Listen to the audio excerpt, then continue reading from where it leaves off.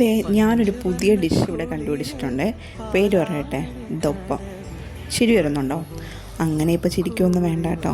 നമ്മുടെ 7 ദിവസം നമ്മളുടെ വീട്ടമ്മമാർക്ക് ഒരു കൺഫ്യൂഷനാണ്, എന്തുണ്ടാക്കും. ബ്രേക്ക്ഫാസ്റ്റ് രാവിലത്തെ എന്തുണ്ടാക്കിയാലും എന്നും റിപ്പീറ്റേഷൻ ആണല്ലോ എന്നൊക്കെയുള്ള ചോദ്യം വീട്ടിലുള്ള പുരുഷന്മാരുടെ ഇടയിൽ നമ്മൾ കേൾക്കാറുണ്ട്. ചിലവരൊക്കെ കേൾക്കാറുണ്ട്, ഞാനും കേൾക്കാറുണ്ട്. അങ്ങനെ ഞാനൊന്ന് മാറ്റിപ്പിടിച്ചതാണ് ഇത്.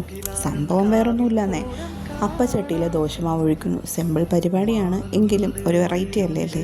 അപ്പോൾ ആണെന്ന് ചോദിച്ചാൽ അപ്പോൾ അല്ല. ഇന്ന് ദോശയാണോ അമ്മേ എന്ന് എൻ്റെ മോൻ ചോദിച്ചാൽ ഞാൻ പറയും ദോശയല്ല. കൊണ്ടുവയ്ക്കുമ്പോഴോ ഇത് അപ്പമല്ലേ എന്നൊരു ചോദ്യം. നമുക്ക് പറയാമല്ലോ, കഴിച്ചു നോക്കുമ്പോൾ ദോശയുടെ ടേസ്റ്റ് വെറൈറ്റി അല്ലേ.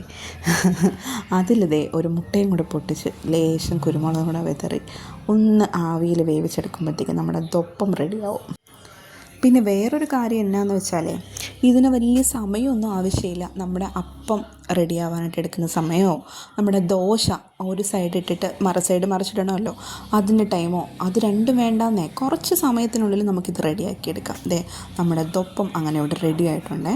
ഇതിവിടെ സ്ഥിരമായതുകൊണ്ട് ഇവിടെ ആർക്കും പുതുമയൊന്നും ഇല്ല. അതുകൊണ്ട് ആദ്യം ചോദിച്ചിരുന്ന ചോദ്യമൊന്നും ഇപ്പം എന്നോട് ആരും ചോദിക്കാറില്ല. നിങ്ങൾക്ക് അറിയാൻ വേണ്ടിയിട്ട് മുട്ട ഒഴിക്കാത്ത ഒരു ദൊപ്പം ഞാനിവിടെ റെഡിയാക്കി കാണിക്കുന്നുണ്ട്. സിമ്പിൾ പരിപാടിയാണ്. ആദ്യം അപ്പച്ചട്ടി ചൂടാക്കുക, എണ്ണയൊന്നും തടവണ്ട. അതിലേക്ക് ഒരു തവി മാവ് ഒഴിച്ച് നന്നായിട്ട് പരത്തി കൊടുക്കുക. എന്നിട്ട് ഒരു 2-3 സെക്കൻഡ് തന്നെ മതിയെന്നേ. അത് കഴിയുമ്പോൾ സാധനം ഇവിടെ റെഡിയായി. അപ്പോൾ കഴിക്കാനുള്ള ആളും ഇവിടെ റെഡി ആയിട്ടുണ്ട്. അപ്പോൾ എല്ലാവരും ഒന്ന് ട്രൈ ആക്കി നോക്കിക്കോ കേട്ടോ. പിന്നെ എൻ്റെ ചാനലൊന്ന് സബ്സ്ക്രൈബ് ചെയ്തേക്കണേ.